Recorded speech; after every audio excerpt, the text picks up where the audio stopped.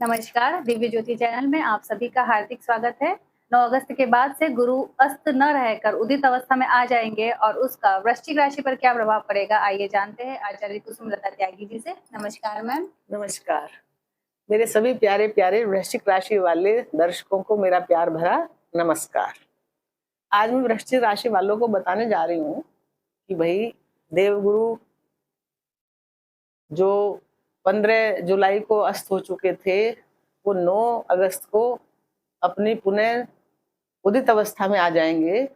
तो जो भी प्रॉब्लम्स आपको हो रही थी अब तक, उनसे अब आपको बहुत निजात मिल जाएगी, बहुत क्या पूरी निजात मिल जाएगी। और 12 साल बाद जो गुरु उच्च के परम उच्च स्थिति में आए हैं, सबका कल्याण करने के लिए, समाज का कल्याण करने के लिए और नए कार्य जीवन में करवाने के लिए, वो सब आपको उनके फायदे प्राप्त होंगे। तो वो किस तरह से मिलेंगे, तो आते हैं, चलते हैं आपकी कुंडली पर। ये 8 नंबर यहाँ जहाँ लिखा हुआ है, ये हमारी कुंडली का लग्न स्थान है, लग्न भाव है। तो अब ये जब 8 लिखा है तो आपकी वृश्चिक लग्न की कुंडली है। और अगर यहाँ पे चंद्रमा भी आ जाते हैं तो आपकी वृश्चिक लग्न और वृश्चिक राशि दोनों है। कई बार बहुत सारे लोगों की एक ही लग्न होती है और एक ही राशि होती है। और अगर आपकी कुंडली में कहीं पर भी चंद्रमा 8 नंबर पर है तो आपकी वृश्चिक राशि है। तो फिर ये वीडियो आपके लिए है। तो सबसे पहले यहाँ पे 8 का अंक है, जो मैंने बताया वृश्चिक राशि है। तो वृश्चिक राशि वालों का स्वभाव कैसा होता है उसके बारे में मैं आपको थोड़ा सा बताती हूँ। वृश्चिक राशि जो है ये पाताल लोक की राशि मानी जाती है। 8वां नंबर काल पुरुष में कहाँ आता है? अष्टम भाव में। अष्टम भाव किसका है? रहस्यों का, अचानक का, गुप्त विद्याओं का, गुप्त ज्ञान का और गुप्त लाभ का। यानी कि ये जो राशि होती है, इनके पास बहुत सारे गुप्त ज्ञान हो सकते हैं, बहुत सारे रहस्य इनके अंदर छिपे हो सकते हैं और बहुत ये गहराई का, पाताल का भाव है। जहां कोई नहीं जा सकता उस गहराई तक ये जा सकते हैं। जो कोई बात नहीं खोज सकता, जिस चीज को कहीं कोई ढूंढ नहीं सकता, उसको ये ढूंढ कर ला सकते हैं अगर ढूंढना चाहे। इसीलिए जो वृश्चिक राशि वाले गुप्त एजेंसियों से जुड़े होते हैं, रॉ वगैरह से, जितनी भी उसकी सरकार की गुप्त एजेंसियां होती हैं, उनमें ये बहुत सफलता प्राप्त करते हैं। गुप्त कार्य करने में ये बहुत निपुण होते हैं। इनकी बात को कोई समझ नहीं सकता कि इनके अंदर क्या चल रहा है। लेकिन जब ये कुछ करने पा जाए, क्योंकि मंगल की राशि है, बहुत मेहनती राशि है और बहुत गहराई की राशि है, तो ये बड़े बड़े राज अपने दिल में संभाल के रख सकते हैं। इनको इधर की उधर करनी नहीं आती। इनको जो चीज संभालनी है उसे संभाल लेंगे, जो देनी है उसको देंगे। और ये बहुत ही व्यवहार कुशल होते हैं, बहुत केयरिंग होते हैं और एक एक कदम बहुत ध्यान से रखते हैं। और क्या होता है, इनकी राशि का जो साइन बना वो बिच्छू बना, तो ये उस टाइप के होते हैं कि बहुत शांत प्रवृत्ति के हैं। जल की राशि है, गहराई की राशि है, शांत रहते हैं, कोई लहर नहीं, कोई उस पे पाताल में कोई आपको कुछ भी नहीं दिखाई देगा। कंकड़ मारोगे उसमें तो उसमें गोल गोल लहर सी दिखाई देंगी, नहीं तो वो शांत पानी है। यानी कि इनका जो स्वभाव है वो बिल्कुल शांत है, जल की तरह ठंडा है। लेकिन अगर आप उस पर पत्थर मारोगे, कंकड़ मारोगे, तो फिर वहां हलचल होगी, फिर वो कुछ ना कुछ करेंगे। और फिर बिच्छू ने अगर काट लिया, प्रतिक्रिया देगा तो आप परेशान हो जाओगे, क्योंकि बिच्छू का जहर, तो कहते हैं ना कि सांप काटा सोए और बिच्छू काटा रोए, तो वो तो फिर रोएगा ही जिंदगी भर। इसलिए इस तरह के स्वभाव के लोग होते हैं, बहुत शांत और अच्छे हृदय के लोग होते हैं, केयरी लोग होते हैं, अपने परिवार की, अपनी फैमिली की, अपने लोगों की बहुत केयर करते हैं, दूसरों की भी केयर करते हैं। तो ये तो रहा इनका स्वभाव। अब देवगुरु जब उदय हो गए हैं, यानी कि 9 अगस्त तक वो अस्त है, 10 अगस्त को वो उदित अवस्था में इनके कहाँ आ गए हैं? भाग्य भाव में, उच्च की स्थिति में, परम उच्च की स्थिति में। और ये कब आए हैं? 12 साल बाद। तो 12 साल बाद जब आपके ये भाग्य भाव में आए हैं, तो भाई वृश्चिक राशि वालों, आपके भाग्य को चमकाने के लिए आए हैं। और ये जो अब जो अस्त थे वो मैं बताऊंगी कि अस्त में इन्होंने क्या हुआ और अब क्या करेंगे। लेकिन जब ये उदय हो रहे हैं तो अब इतना अच्छा अवसर आपको मिलेगा, आपका भाग्य फिर से इतनी अच्छी तरह से चमकेगा कि फिर वो अवसर आपको 12 साल तक नहीं मिलेगा, क्योंकि ये 12 साल बाद आए हैं और फिर अब 12 साल बाद ही आएंगे। 31 अक्टूबर तक ये आपके भाग्य भाव में ही रहेंगे, उच्च स्थिति में रहेंगे और अतिचारी स्थिति में रहेंगे। मार्गी हैं, अतिचारी हैं। अतिचारी का मतलब कि ये बहुत तीव्र गति में है। हमेशा गुरु 1 साल तक एक राशि पर रहते हैं, लेकिन अब क्या है, ये 8 सालों के लिए अतिचारी होकर आए हैं और अब ये केवल 5 महीने ही यहाँ पे रुके हैं और फिर सिंह राशि में ये चले जाएंगे।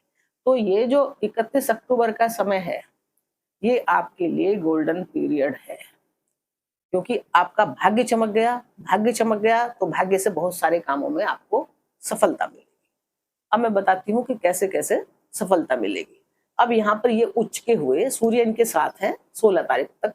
17 को सूर्य आपके कार्य भाव में चले जाएंगे, कार्य क्षेत्र के भाव में चले जाएंगे।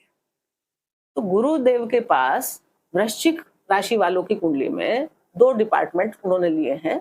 एक तो उन्होंने लिया है, उनकी राशि कहाँ है, परिवार के भाव में, धनु राशि। एक तो उनके पास धन का डिपार्टमेंट है, परिवार का डिपार्टमेंट है, आपकी वाणी क्या बोलोगे कैसे, उसका डिपार्टमेंट है, भोजन आपको क्या खाना चाहिए क्या नहीं, उसका डिपार्टमेंट है, और दूसरा संतान और एजुकेशन का भाव, जो सबसे कीमती है पंचम भाव।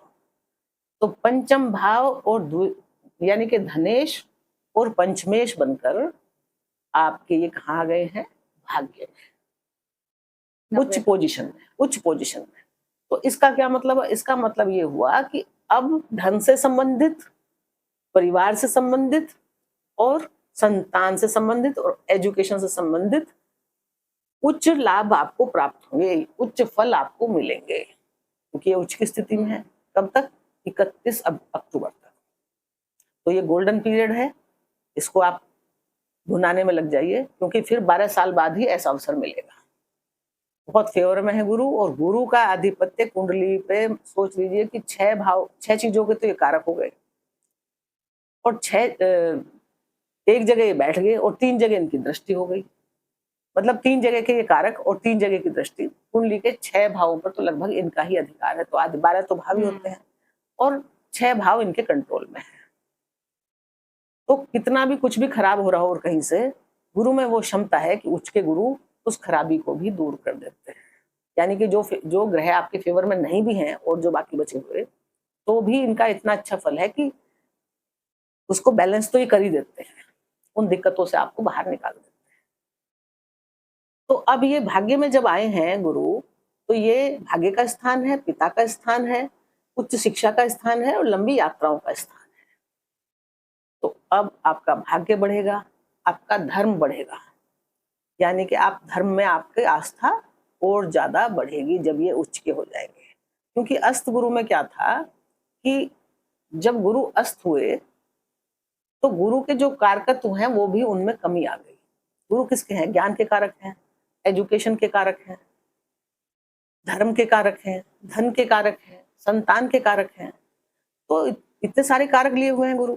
तो क्या हो रहा था कि आपको धर्म में भी कमी हो रही थी, मतलब आपकी मतलब उदासीनता सी एक तरह से हो गई थी कि आप जितना अध्यात्म में रहते हैं, जितना अध्यात्म का में ध्यान रहता है आपका, उतना नहीं था, और ज्ञान भी आपका कमजोर हो गया था और आपको ऐसा लग रहा था कि मुझे कुछ समझ नहीं है, और आप डिसीजन अपने स्वतंत्र डिसीजन नहीं ले पा रहे थे, क्योंकि किसके साथ थे, राजा के साथ, गुरु राजा के साथ थे।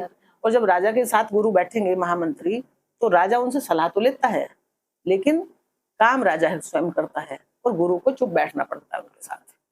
यानी कि किसकी अधीनता में काम कर रहे थे, सूर्य के अधीनता में। अब वो बोलने की स्थिति में नहीं थे, वो सिर्फ देख रहे थे, वो स्थितियों का जायजा ले रहे थे।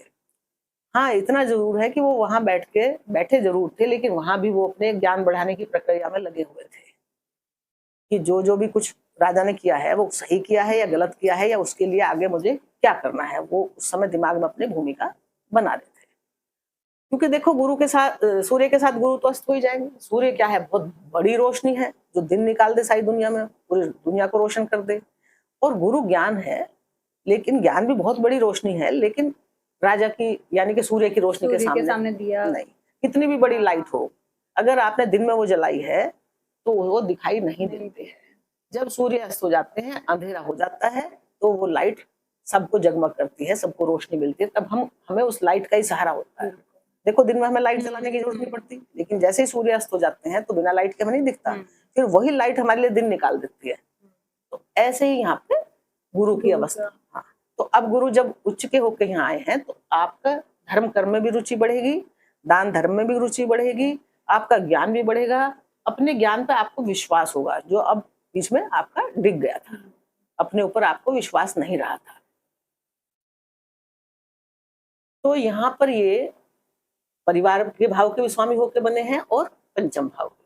तो परिवार और धन में क्या हो रहा था कि आप धन के लिए मेहनत तो बहुत कर रहे थे, लेकिन और धन आपके पास आ भी रहा था, ऐसा नहीं है कि नहीं आ रहा था, आ तो रहा था बराबर, लेकिन आपको ऐसा लग रहा था जैसे आप अपना धन खर्च करने के लिए स्वतंत्र नहीं है, कोई ना कोई पावर उसको धन को आपको अपने कंट्रोल में कर रखा है उसने। यानी कि धन आपके पास है, लेकिन वो किसी की मर्जी के बिना आप कोई भी ऐसा हो सकता है कि उसकी मर्जी के बिना आप खर्च ना कर सके, या किसी और के हाथों में हो और वो आपको इस समय डायरेक्ट आपके पास नहीं है, इस तरह से।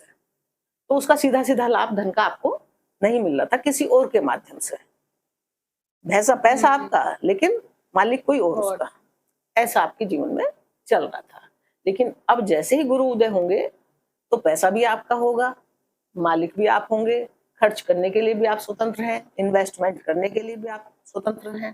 तो जो काम पहले आप पराधीन होने के कारण नहीं कर पा रहे थे, अब आपको सूर्य के साथ जो अस्त थे उससे मुक्ति मिलते ही, उदय होते ही आपके अंदर आपका खोया हुआ कॉन्फिडेंस वापस आ जाएगा, आप अपने डिसीजन स्वयं लेंगे और आप अच्छी सी सेविंग करेंगे अपने दिमाग से, अपने ध्यान से, बहुत अच्छी सेविंग करेंगे, अच्छा इन्वेस्टमेंट करेंगे, अच्छी जगह पे इन्वेस्टमेंट करेंगे। और ये भाव क्योंकि वाणी का भी है, तो अब आपकी वाणी जो है उसमें गुरुत्व आ जाएगा, गुरु का ज्ञान आ जाएगा, तो आपकी वाणी कैसी हो जाएगी, बहुत प्रभावशाली। आपकी वाणी को लोग ध्यान से सुनेंगे, आपकी बातों को लोग ध्यान से सुनेंगे और समझेंगे, और सब आपके ज्ञान का मतलब, जैसे लोहा मानते हैं ना कि भाई बात तो बहुत अच्छे ढंग से करते हैं, उनसे सलाह लो, आपसे सलाह लेने की कोशिश करेंगे लोग कि भाई वो कितने अच्छे ढंग से बात बताते हैं, करते हैं। परिवार के लोग भी आपका सम्मान करेंगे और बड़े लोगों का आप सम्मान करोगे। जो परिवार के बड़े लोग हैं उनका आपको सम्मान करना है, क्योंकि गुरु उच्च के हैं। तो गुरु क्या कहते हैं कि आपको मैं दूंगा सब कुछ, लेकिन उनकी कंडीशन है कि अगर आप गुरु का अपमान करोगे, गुरु मतलब बड़े, आपकी माता भी गुरु है, आपके पिता भी गुरु हैं, आपके बड़े भाई बहन या जो भी आपके दादा दादी जो भी हैं, जो आपको अनुभव और आपका अच्छा चाहते हैं, आपको आगे बढ़ने के लिए ज्ञान देना चाहते हैं, उनका आप सम्मान करोगे तो आपके लिए अच्छा रहेगा। तो यहाँ आप सम्मान करेंगे अपने बड़े घर के परिवार के बड़े लोगों का, और आपकी वाणी बहुत मधुर रहेगी और प्रभावशाली रहेगी, और धन के इन्वेस्टमेंट के रास्ते आपके अब बनेंगे, नए नए तरीकों से आप धन की सेविंग कर पाओगे। अब यहाँ दूसरे ये कहाँ के मालिक बने, पंचम भाव के, संतान के।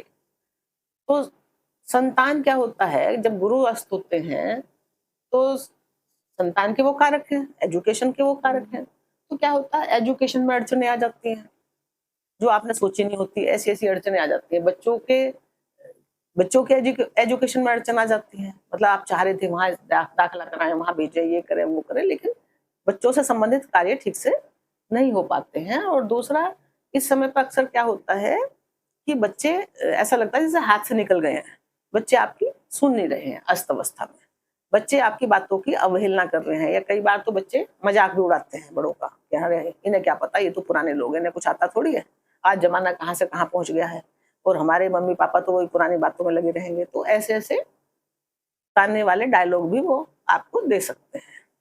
लेकिन आप परेशान थे कि भाई क्या करें, बच्चों को कैसे संभाल लें, क्यों कर रहे हैं ऐसा, आप तो उनके लिए करे जा रहे हैं, त्याग कर रहे हैं, उनका भला चाह रहे हैं, लेकिन वो आपकी भलाई को ठीक से नहीं समझ पा रहे थे। पर अब जब गुरु उदय होंगे तो वो आपका सम्मान करेंगे, और अगर उन्होंने कुछ आपके साथ गलत व्यवहार किया है तो उसके लिए वो आपसे क्षमा प्रार्थी भी रहेंगे, और आपके त्याग का, आपकी मेहनत का वो बहुत सम्मान करेंगे, आपका आदर करेंगे, आपसे सलाह लेंगे, और आपकी सलाह से ही वो आगे बढ़ेंगे। शिक्षा से संबंधित जो भी रुकावट चल रही थी, चाहे आपकी शिक्षा थी चाहे आपके बच्चों की, अब गुरु जब उदय होंगे, वो तो है ही शिक्षा के कारक, तो चाहे आपकी सामान्य शिक्षा थी, चाहे आपकी उच्च शिक्षा थी, क्योंकि उच्च शिक्षा में वो बैठे हैं, दोनों में ही इस समय वृश्चिक राशि वालों को फायदा मिलेगा। जो भी काम रुके थे वो आगे बढ़ेंगे। अब ये रिलेशन का भी भाव है, ये क्रिएटिविटी का भी भाव है, ये पिछले जन्मों के पुण्य कर्मों का भी भाव है। अब गुरु की दृष्टि है, यानी कि पिछले जो भी आपने पुण्य कर्म करे होंगे उनका फल आपको इस समय मिलेगा, क्योंकि गुरु की पंचम भाव की दृष्टि है। और ये भाव जो है ये भाग्य का भी भाग्य है, क्योंकि भाग्य भाव से कहाँ है ये नवम। और गुरु की दृष्टि क्या होती है कि गुरु के पास 3 दृष्टियां होती हैं, एक 5वीं और दूसरी 7वीं और तीसरी 9वीं। तो इन 7वीं तो सभी ग्रहों के पास होती है, गुरु के पास 2 स्पेशल दृष्टियां हैं जो और किसी भी ग्रह के पास नहीं है, सिर्फ राहु केतु के पास है, बाकी किसी के पास नहीं है। तो गुरु जब यहाँ के मालिक होके यहाँ बैठेंगे भाग्य भाव में, तो भाग्य में आपके बहुत तेजी आएगी, भाग्य से आपके बिगड़े काम बनेंगे, भाग्य से आपके संतान संबंधी कार्य बनेंगे, भाग्य से आपके अच्छे रिलेशन बनेंगे, भाग्य की वजह से और आध्यात्म की वजह से, क्योंकि आप धार्मिक रहेंगे तो गुरु उसमें है, आपको धार्मिक रहने में बहुत फायदा भी रहेगा। जितने आप धार्मिक रहेंगे उतने आपके पुण्य कर्मों का आपको फल मिलेगा, उतना ही आपको संतान से, धन से, कार्य क्षेत्र से, परिवार से लाभ मिलेगा। तो गुरु की जो गुरु की दृष्टियों पे मैं जा रही हूँ, गुरु की जो 5वीं दृष्टि होती है वो बहुत ही उपयोगी होती है। ये होती है ज्ञान की दृष्टि। जहां भी गुरु की 5वीं दृष्टि पड़ती है उस राशि से, उस घर से आपको ज्ञान में वृद्धि होती है। और जहां आपकी नवम दृष्टि पड़ती है वो बहुत चमत्कारिक होती है, वहां से आपका भाग्य उदय होता है। जैसे आपकी 5वीं दृष्टि कहाँ गई, अभी गई आपके लग्न पे। यहाँ है वृश्चिक राशि, और वृश्चिक राशि के तो ये परम मित्र हैं गुरु। तो गुरु पंचम में बैठ के इसलिए भी बहुत फायदेमंद है कि जो कुंडली के 3 जो अहम भाव होते हैं, जो हमारे जीवन में सबसे ज्यादा महत्व रखते हैं। क्या महत्व रखते हैं? तो हम स्वयं, अगर हम स्वयं ही नहीं है तो फिर हम बीमार हैं, हमें तकलीफ है या हमें कोई परेशानी बड़ी चल रही है तो हम क्या ही कर लेंगे फिर। तो एक तो गुरु यहाँ बैठकर पंचम भाव में, पंचम को नवम भाव में बैठ के भाग्य मजबूत किया। पंचम दृष्टि से, ज्ञान की दृष्टि से इन्होंने किसको मजबूत किया? अपने व्यक्तित्व को, आपके व्यक्तित्व को, वृश्चिक राशि वालों।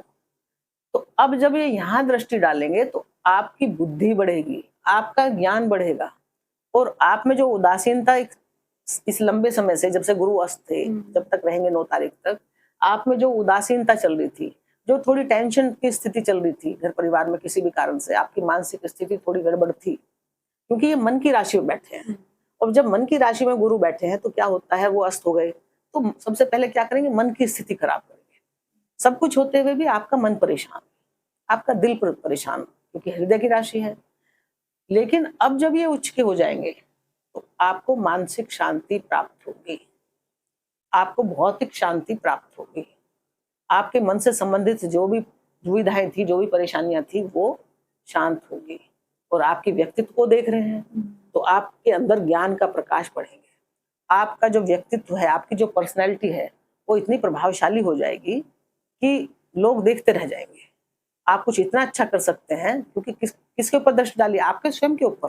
आप में ऐसी पावर आ जाएगी कि आप बहुत अच्छा काम कर सकते हैं, आप वर्क क्षेत्र में बहुत अच्छा काम कर सकते हैं, आप समाज के लिए बहुत अच्छा काम कर सकते हैं।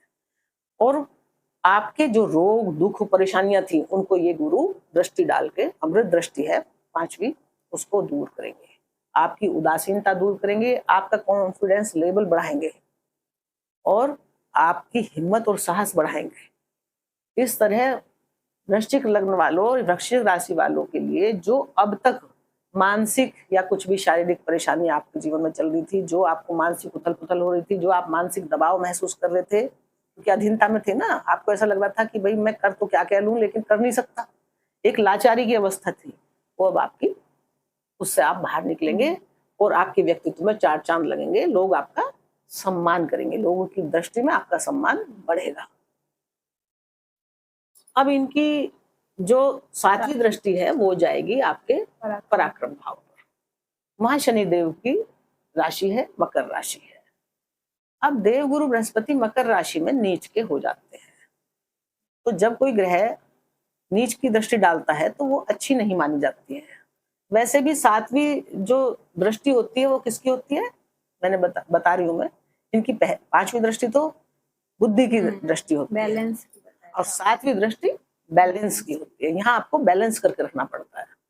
और नवी दृष्टि भाग्य की दृष्टि होती है। तो जब गुरु की सातवीं दृष्टि यहाँ पड़ेगी तो है तो ये नीच की दृष्टि, लेकिन अब स्थिति कुछ अलग है।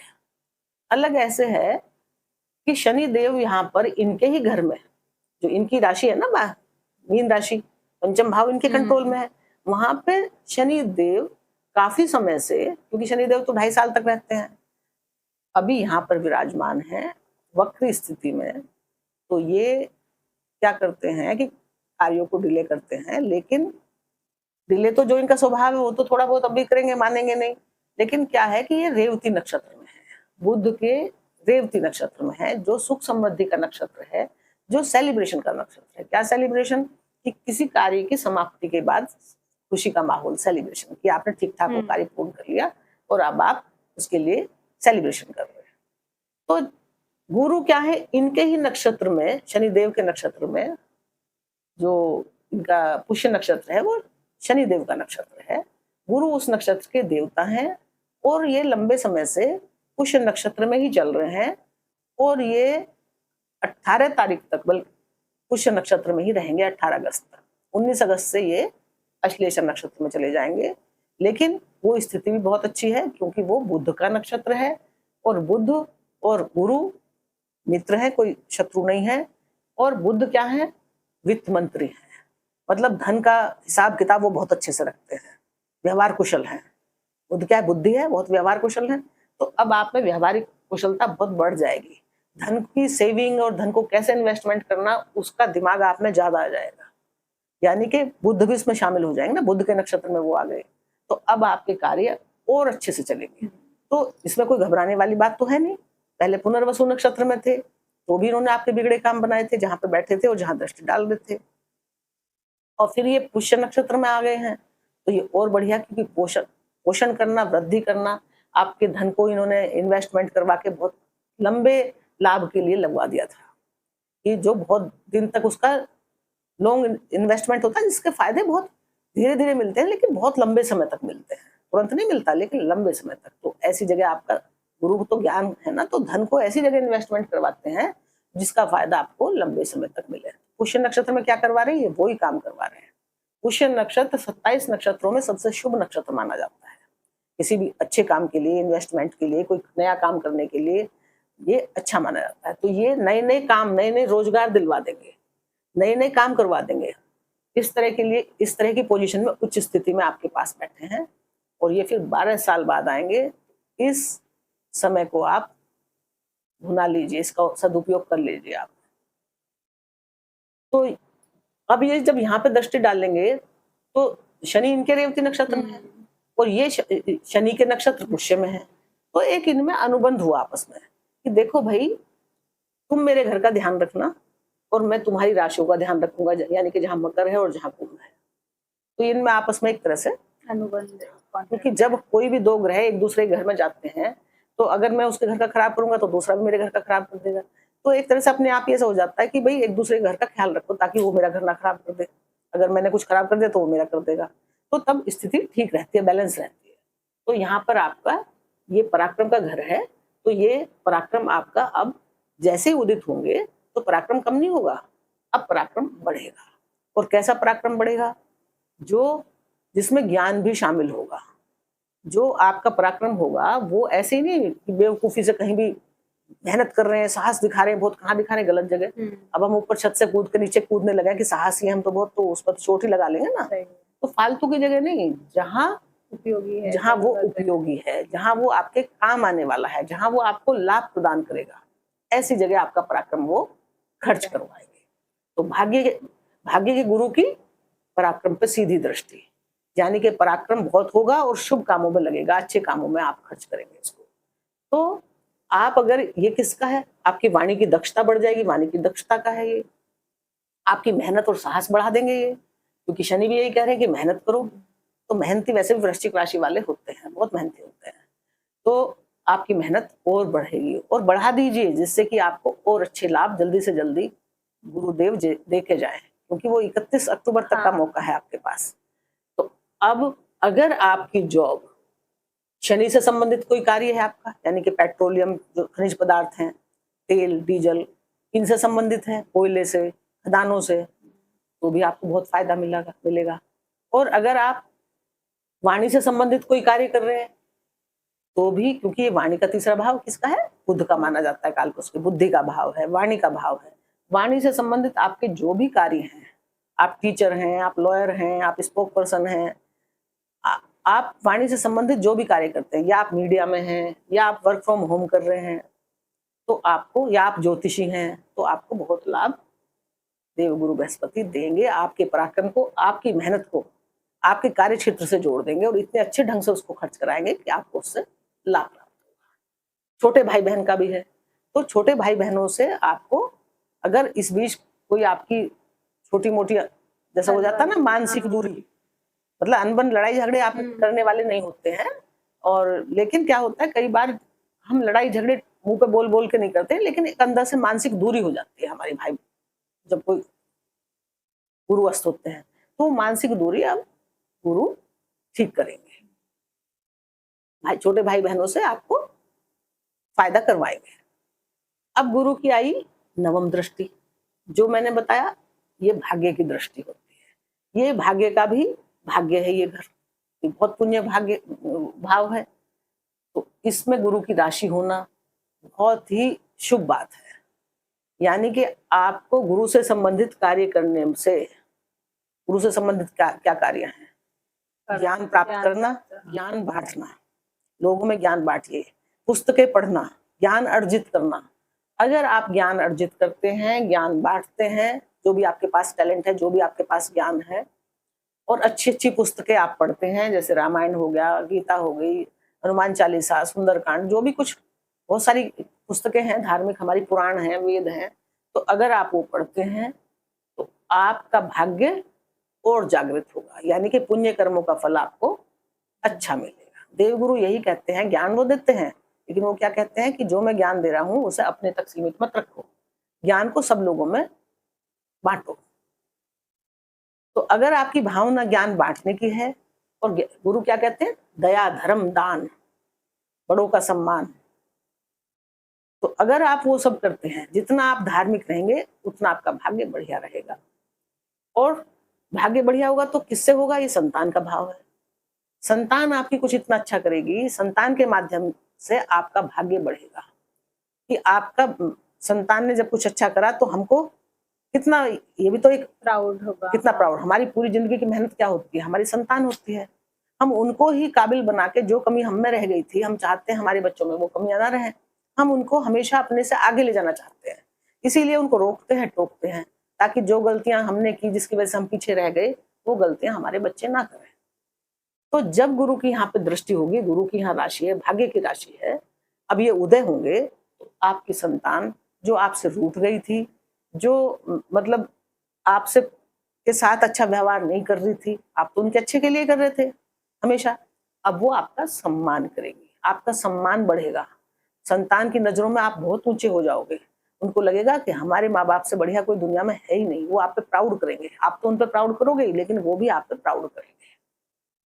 तो इस तरह एजुकेशन से में उनको सफलता मिलेगी, आपको मिलेगी, अच्छे रिलेशन बनाएंगे, अच्छे मित्र मिलाएंगे, पुराने अच्छे दोस्त आपको फिर से उनसे मुलाकात आपकी हो सकती है।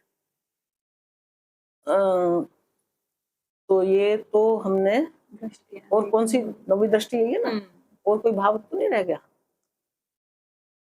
दूसरा जो है, गुरु मैंने बता दिया ज्ञान के भी कारक होते हैं, लाभ के भी कारक होते हैं। तो कुल मिला के जब भाग्य ही बढ़िया हो गया तो आपका कार्य क्षेत्र भी बढ़ाएंगे ये, और आपका ज्ञान भी बढ़ाएंगे, आपका भाग्य बढ़ाएंगे, आपका धर्म कर्म भी बढ़ाएंगे, और आपको हर क्षेत्र से सफलता मिलेगी। बस आपको करना क्या है कि हमेशा बड़ों का सम्मान करना है। बड़ों की इंसल्ट करोगे, बड़े कौन है, गुरु, जो आपसे उम्र में बड़े हैं, अनुभवी हैं, ज्ञानवान हैं, उनका आप सम्मान करते रहेंगे, धर्म के रास्ते पे चलेंगे तो आप आगे बढ़ेंगे। गुरु का सहयोग आपको पूरा 100% मिलेगा। तो वृश्चिक राशि वालों, सावन का महीना चल रहा है, शंकर भगवान की आप जितनी पूजा करेंगे बहुत अच्छा है। जलाभिषेक कीजिए, सोमवार का व्रत रखिए, अगर रख सकते हैं तो, नहीं भी रखें तो पूजा तो कर ही सकते हैं। अगर कुछ लोग भाई बुजुर्ग हैं, बीमार हैं, कमजोर हैं, नहीं रख सकते हैं तो कोई व्रत भी ऐसे जरूरी चीज नहीं है। बस आपका नहा धो के आप पूजा कर ले, थोड़ा पाठ कर ले, वही काफी है। भगवान भोलेनाथ तो थोड़े से प्रसन्न होने वाले हैं, बस उनको अपने हृदय में धारण करना जरूरी है, उनका ध्यान करना जरूरी है। बिल्कुल, सारे कष्ट वो दूर करते हैं। और विष्णु भगवान का ध्यान करें कि विष्णु गुरु किसके, विष्णु के रूप है और वो उच्च के हैं आपके, उनका आप ध्यान करते रहेंगे तो आपके लिए ये जो महीना है अगस्त का, क्या अगस्त में तो ये उच्च के हो रहे हैं, सितंबर अक्टूबर मतलब 31 अक्टूबर तक, इतना लंबा पीरियड आपके लिए बहुत ही शुभ होने वाला है। हर कार्यों में आपको तरक्की और शुभता देने वाला है, आपका मान सम्मान बढ़ाने वाला है। और हमारी शुभकामनाएं हैं कि आपका मान सम्मान हमेशा बढ़ता रहे, आप खुश रहें, प्रसन्न रहें, आपको संतान का सहयोग प्राप्त हो, आपको धन का सहयोग प्राप्त हो, कार्य क्षेत्र में आपका सम्मान हो, समाज में सम्मान हो। और इन्हीं शुभकामनाओं के साथ आपको नमस्कार। बहुत बहुत